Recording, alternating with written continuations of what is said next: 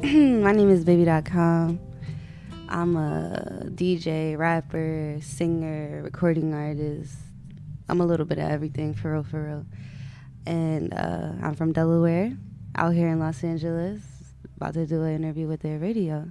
And I was just telling you, I really like Melody Lounge out here. It's probably one of my favorite little bars to DJ at. It's small, it's intimate. It reminds me of a lot of the Philly bars where me as a DJ was kind of birthed and raised in a way. So, yeah, I love it there. Everybody gets buck every time, and I feel really comfortable there. I DJ a lot of different parties. Like, I'll DJ Shrek Rave and a Caribbean party all in the same night. So it's kind of like sometimes I'm always playing for myself, but in a way, sometimes I'm playing for the crowd in a way. And I love Melody Lounge because I solely get to play for myself and what I would want to hear.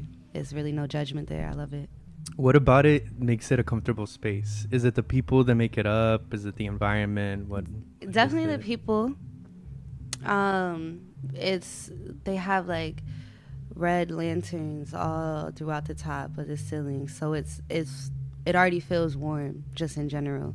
You know, everything is red and orange, and they have candles. And anytime that I go there, it's always a party where it's like these people are just coming to shake some ass, you know. And that's really me at the core and at the heart of me as a DJ. It's like I'm here to get the hoe out of everybody. Everybody got a little bit of hoe in them. I'm here to bring it out. Yes. And I want to ask you: is there a song that you play that you're always excited to bring in to the dance floor? Yeah, I play. I play like "Don't Hide That, Divide That." I don't like saying that. Or like work that monkey. Like I like to play some like I don't even know when that's from. What 2014 or something. Just like classic, raunchy, less act up music. In a similar way, your music, the one that you create, is also. I was listening to on the way over here. This is for Meg. Oh yeah, I love that song. Thank you. I love that song.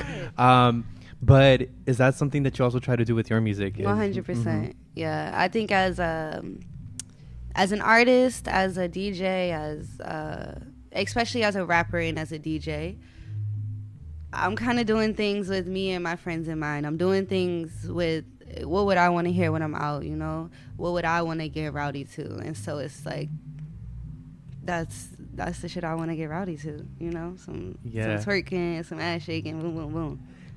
Growing up, what was the music that did that for you? Interesting question. Because growing up, I wasn't really allowed to listen to the music that I wanted to listen to. My parents really only listened to gospel music. I wasn't allowed to watch BET or VH1 or MTV or anything really until we got a computer and I got LimeWire, you know? And so I think I had a best friend who had an older brother who would play us Lil Wayne mixtapes and different stuff like that. I feel like what resonates the most from that time is listening to like Flamers by Meek Mill. That was Jalil Beats is a huge inspiration to me. And different things like Shiz Nitty is like a Delaware rapper who y'all have probably, people watching this, y'all have probably really never heard Delaware rap or like what it was like in 2010 out there, but we got some bangers that get the party going, for real. Do you try to bring that into your DJ sets? For sure. It's almost like, in a way, I think like Shiz Nitty is something that you could also play at the block party, at the barbecue, you know, and your aunt gonna like it, as well as your, like your 3-year-old cousin, you know. So it's like definitely when I DJ, I want it to feel like your mom, your grandma, everybody would like this, you know. I love that. I want to go back to what you had mentioned about your parents and the music you listen to. How did you go about that? Like managing how to, how to balance that act? I guess I didn't really balance it. It turned me into inevitably I'm an Aries, so I was always going to be a rebellious force, you know. I was always going to want to do what I wanted to do. That's just innate in me.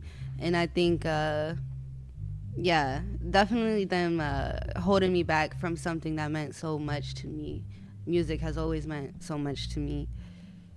Turned me into a bit of a rebellious source, or force. So I would be going out to parties that I ain't have no business going to, lying a little bit, telling tales and stuff like that, so that I could get access to what I wanted to experience. Mm-hmm. You mentioned that one of your friend's brothers is the one that introduced a lot of the music. Yeah. Mm-hmm. Is music important to you because of the friendships you built around that, or what was the importance of music for you growing up? I would say music has always been its own element and resource to me. It's always felt like something that, like, okay, you can take my phone away, but you can't take, the song that I'm making up in my head right now. It's always felt like, yeah, you could put me on punishment, but I still have a friend if I have music, if I have what's in my heart. So after, another thing I read is one of the ways that you also began this musical journey was because you moved away from the place growing up. Yeah. Could you tell us about the town where you grew up? Because I read it's like a small. That's so cool. Yeah, you're reading about town. Smyrna, Delaware. Yeah, I'm from a little town in Delaware called Smyrna. It's where I grew up. There wasn't like sidewalks on my street, like real. I was walking to school type time. It was it was very rural.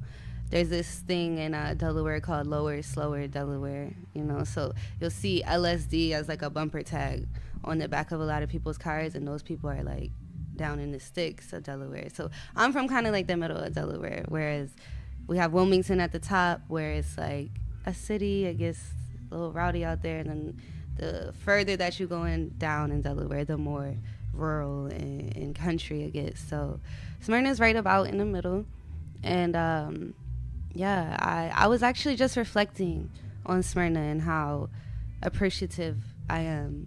I've always been appreciative of it, especially after I've left, because it's like, as I was saying earlier, I'm a rebellious force.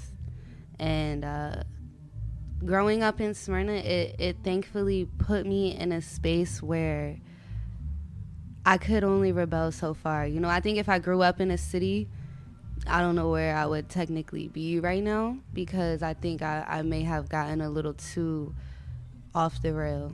I was a little wild child for real. So growing up in Smyrna was like, the craziest thing I could really do is like go to the local pet store, like it's like I really couldn't get into too much trouble. And I think I really appreciate that. It's really taught me how to have my own fun I know how to have fun just with me and a damn stick, like I know how to have fun with nothing. I don't really need much to enjoy myself. Right on. And after Smyrna, that's when you moved off to college, right? Yeah. Where did you go to college? I went to the University of Delaware, which is in like the more city-esque part of Delaware. Yeah, I went to University of Delaware. It was college, It was college. Was there? I'm reflecting back on as well as my journey through college, and I think one of the main reasons why I left was because I wanted to step away from where I was, living in a part of. Was that a similar motive for you, or what was really your motive for that? For 100%, yeah. I didn't have, I kind of grew up in a volatile house, and so it was essential for me to get out as soon as I could.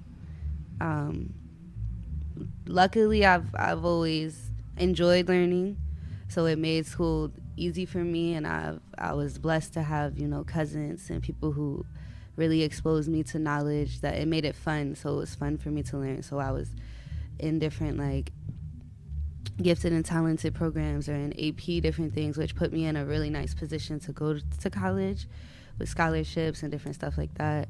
So it made it easier for me to get out, and yeah, it was like I gotta get out of here. So Cool. And from what I read as well, is that you you majored in political science. Yeah, where are you getting all this from? Come on, I gotta come prepared. It's baby.com. Damn. Do you use that degree in any form to this day? If we're gonna put it on paper, no. But I originally went to school for biomedical engineering. You know, like I had big hopes and big dreams, but I failed my first chemistry class. I was like, oh nah, this is not for me. So yeah, I changed my major like 7 times when I was in school. And at the end, like my last semester, it was like, look, you can pick political science and graduate on time, or you can keep doing whatever you're doing. I'm like, okay, if I got enough credits to make it political science, make it political science. But yeah, I had taken like a lot of international relations and international business classes, which taught me a lot about the way that the world works. You know, I didn't know nothing about like how evil America truly was, and how planned and calculated a lot of the disparities in America were, you know. And so it exposed me to a lot of that information, which, like I said, it's not on paper that I'm using my degree, but it's made it so that I can spread that information. Do you spread that through your music, or in what way? Is it differently? I would like to spread it through my music. So Lisa Left Eye Lopez is a huge, beautiful influence to me. And if you've listened to her album Supernova, which never fully technically came out, but she did such a beautiful job at talking about things like that, like, you know, not just the regular things that you rap about. And I've been trying to find my own way to talk about it, because I do feel like, you know, maybe in a way music is really moving away from that, you know. And I don't know the balance yet. I don't know how to talk about fuck America, you know, and make it cool and make it you want to shake your ass to it yet. To be honest, cool. I don't. But it is essential for me to have a purpose, to make sure that this is meaningful art also. Yeah, and honestly, sometimes I do think about it, and I'm like, maybe shaking your ass is a fuck America. Yeah. You know? Yeah. I think inevitably the revolution is on the rise, for sure. There you go. Now I did also read that around that time is when you did start DJing and you started performing. Yeah. So how was that, your musical journey through that, being in college and starting? So I've always been a lover of words, of the way that words work, and the things that you can do with them. And when I was in college, I was good friends with a guy named Aleem. He goes by Yesterday Night. And we would kind of like challenge each other. So we'd send each other bar for bars, or send each other poem for poems. And that was kind of my first thought of like, wow, should I actually, you know, take this further than just, you know, messages or boom, boom, boom? Should I really like actually try to do music with it? And this is when I had just first started DJing also, kind of thing. But yeah, so it really started out as just writing for me and just wanting to put my thoughts into something that felt good and sounded cool. And then it became, okay, well, I can rap actually. Yeah, let's see what this looks like. Did someone tell you like, oh, you can rap, or what made you, or what built you that confidence to? Nothing. People had always told me like, oh, you have a cute voice, you should do this. And I did not like what my voice sounded like. Like still, like some of my songs, I'm like, oh my god, why does my voice sound like that? Really? Do you get annoyed from your songs? Not anymore. Okay. I mean, it depends because like, you know, I'm still learning, so it's still like, oh, you know, that was a learning experience kind of thing. But yeah, so yeah, people would tell me that my voice sounded cool, boom, boom, boom, but I met one of my, you know, number one producers, Never, when I was in Philly at a cookout one time. And I think it was kind of like the puzzle piece that I needed to go from just in a notebook or in my phone to actually recording music, because I was kind of producing, but not at the level that I really truly wanted to be. And so he and our friendship really offered me that gateway that I needed to really get into the world as a rapper. But even before a rapper, you were already DJing. Yes. Yeah, I have been DJing maybe like, I don't know, like a year or two. Okay. And what maybe longer than that. I don't know my timeline for real. But do you remember the moment that made you want to start DJing? So I was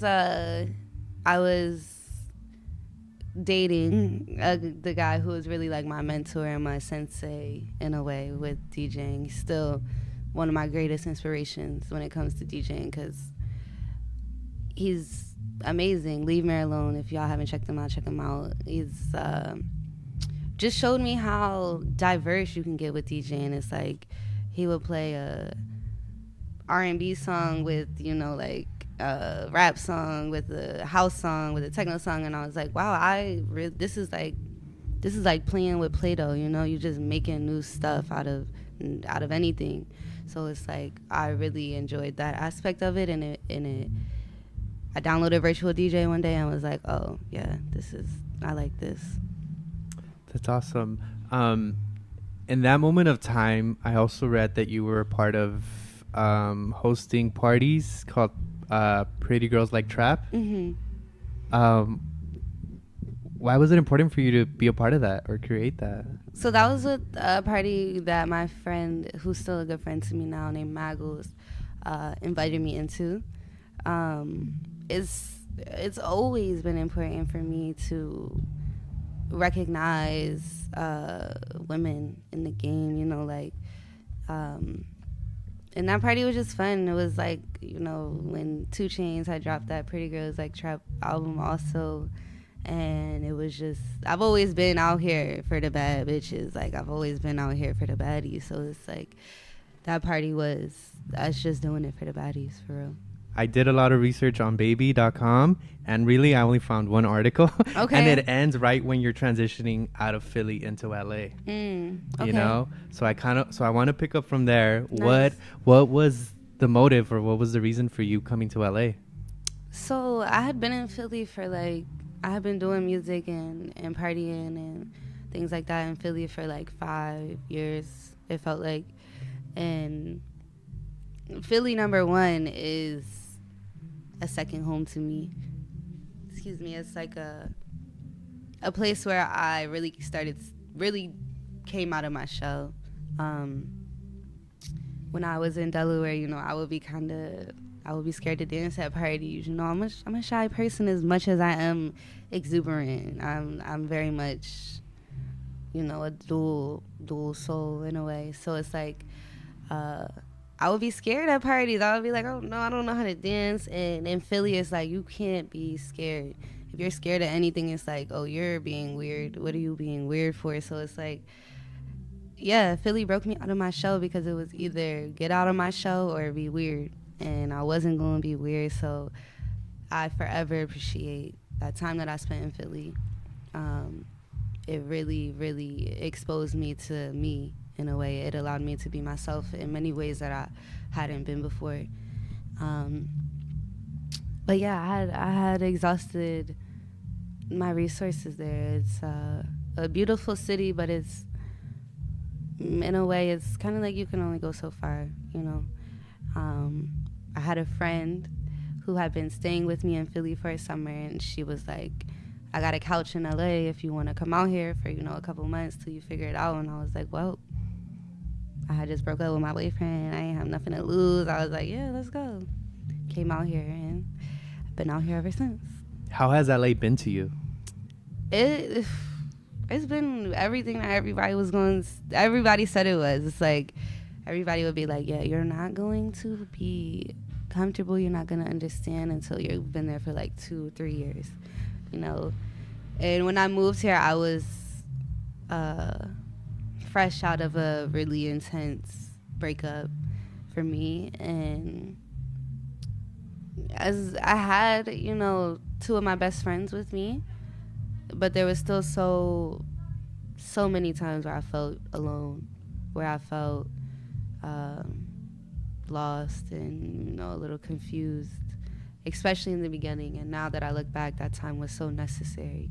You know, every time that I've it's not the only time that I felt lost and confused, but I think feeling lost and confused is really essential, because you need to build that path.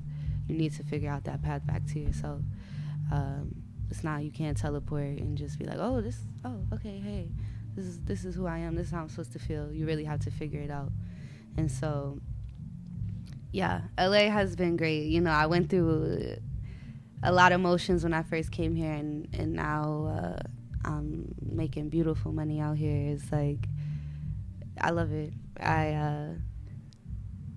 It's hard to think of being somewhere else in a way.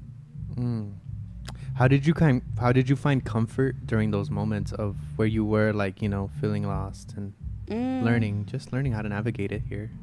Definitely in my community and my friends. It's has been so essential in keeping me level and I guess, like, happy to be here, you know, happy to be alive. You know, when I'm with my friends, I'm like, okay, yeah, this all makes sense. This is why I'm here. You know, I'm here to experience the joy of other people and be a joy to other people. Have you been able to move to travel back to Philly or travel back to Delaware since being here? Yeah. How has that been for you? Has your relationship with those places changed since moving here? Definitely. Yeah, for sure. I guess, well, I don't mean it's changed, but anytime I go back to Philly, it's all love every time. Like, the last time I DJ'd out there was amazing. You know, like, I spun really last minute at like a under the bridge, 1,500 people showed up, rave, like, on some wild shit, and DJ'd at some of, like, the bars that I used to go to all the time. Like, it's still home, but it is different. It is, like, I guess, you know, I don't know, you kind of look around like, damn, I was really out here. Because, like I said, Philly is a beautiful place, but it is, it's rough, and it's kind of, you can tell that it's kind of heartbroken and heartbreaking in a way, too. So. What about Delaware? Delaware is... Like I said, I came from a crazy household, so it's kind of like still dealing with the aftershocks of a home that you love, but you also had to get it felt like you needed to escape from. It's an interesting feeling. Does that, I mean, I'm sure it does, but I do want to ask, does that, like, affect the way you think of home and what you think of home? Yeah, for sure. I think it's made it difficult for me to establish home anywhere. Because I don't necessarily know exactly what a home is supposed to look like, you know? So it's made it interesting for me. I feel kind of like I don't know what the word is for, but like I don't know, like a voyager. Like, even I have a house and everything, but it's not my home, you know. I still don't necessarily know what, I guess, like, where I belong. I don't know. Like, I'm still figuring it out.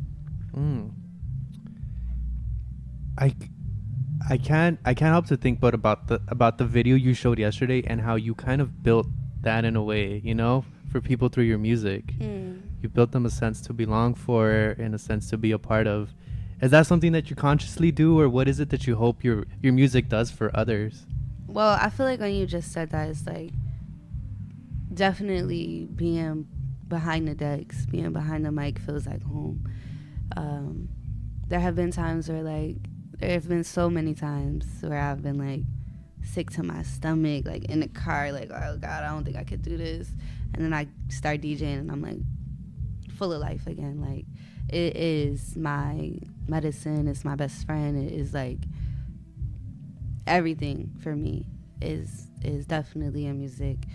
And to me, the dance floor should always feel like, it should feel like church. It should feel like Sunday morning, like you just got touched. It should always feel like that.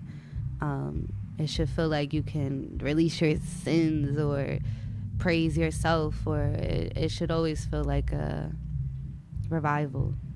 And that's what it feels like for me a lot of the times. That when I be fucking up, because sometimes I be fucking up. That's awesome, though. I'm glad to hear that. I was listening to your music, and your music is fun. It's upbeat. It's, you know, like you were saying, shaking ass. Uh-huh. And then there's this one album and this one project, which is my favorite, Star. What was going on during that moment or during that time of that album? So my favorite Star, first of all, I never really came into the game thinking that I was going to sing necessarily. I just needed a new source to express, like a new outlet to express what I was feeling at that time, which was a continuation of this really intense breakup that I had gone through. And I knew that I couldn't put what I was feeling into a rap song. I knew that it had to be expressed differently. And yeah, my favorite Star was just me, you know, not wanting to let go of something that the universe had been telling me through multiple experiences, like, girl, it's time to let it go. And so that was me letting it go in a way. Yeah, that's awesome. It felt like a release for sure. And do you plan on releasing music again? Yes. How has that been? Yes, there's music on the way. There's music on the way. It's so it's been an interesting year for me, honestly. I feel like in a way I've really debated how in this reality I wanted to be. I just feel like things felt very dark for me. The internet felt very weird and like not a place that I wanted to be. And so it's been me trying to figure out how to be in this world that I didn't necessarily know if I wanted to be in. And so I would take like month-long, you know, social media breaks, or I would just exit from reality altogether and just be with me and my mind and just alone a lot. Yeah, and I've decided that I do want to be in this world. So I just decided that I need to make my own world in this world. You know, I need to make my own place for safety and for comfort. And that's what we've been working on. We've been working on Baby World, which is a place that I'm going to invite the world into soon. Awesome. And I did see a video of Baby World. Okay. I don't know. Yeah. I don't know if this is it or not, but it's you breathing exercises. Is that? Oh, that's yeah. So that is going to be a part of it. Yeah. Baby World is it's a home for it's basically a home for me to show people how I cope, how I deal, and the multiple facets of that. And one of them is breathing, right? Yeah, stretching, movement in general, I think is so essential to happiness. So there's also movement in the other Baby World video, which is the one where it's like a kind of like a fisheye, right? Yeah, that one was like a song, and this is kind of before the whole. That song was kind of before the whole. The whole true idea of Baby World was fleshed out. But yeah, that video was fun. It does take a lot of courage and a lot of vulnerability to also put yourself out in that way. Yeah. So I do want to ask, is there what made you take that step? It was essential. It's I can't be nothing less than like all the way real. Like it's like music is like I said, it's everything to me. And so it's like, me as an artist, I need this to be, I need it to feel like it's all the way me, and I need it to be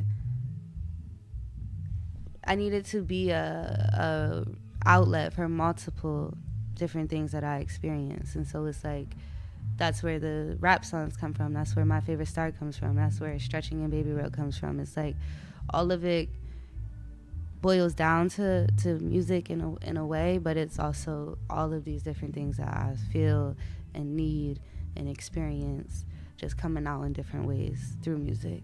When you think of the future and when you think of Baby World, what do you see? Yeah, so, I love that question, honestly. When I was going over the questions, that one was really sticking with me, because all of my initial answers were kind of like, they involved me feeling like, me talking about how other people would view me, how other people would see me, which I want to be seen as just a source of joy, a source of companionship or comfort. This last year, like I was saying, where the world felt really hard for me, was kind of making me want to give up on the world in a way. And I want to feel like a source of hope that you don't have to give up on the world, As radical and as crazy or as silly as it may sound to some people, I still believe in peace for the whole entire world. I still believe that there will come a time where maybe we all are happy, and there's not war, and there's not this, and there's not hunger, and there's not that.